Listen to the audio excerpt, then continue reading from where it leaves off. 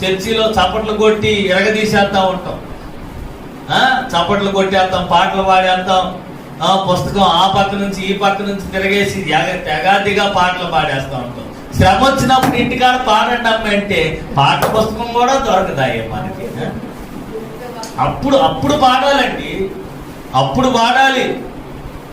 మందిరానికి వచ్చిన తర్వాత ఎవరైనా పాటలు పాడతారు, ఎవరైనా దేవుడి దగ్గర సంతోషంగానే ఉంటారు. కానీ ఇంటి దగ్గర శ్రమ వచ్చినప్పుడు, దుఃఖం వచ్చినప్పుడు, బాధ వచ్చినప్పుడు, నువ్వు దేవుడి యొక్క మార్గం నీకు తెలియక, వెలుగు నీ మీద పడకుండా నువ్వు చీకటిలోనే ఉన్నప్పుడు ఏమవుతుందో తెలుసండి, ఆ చీకటి నిన్ను కమ్మేసుకుంటుంది.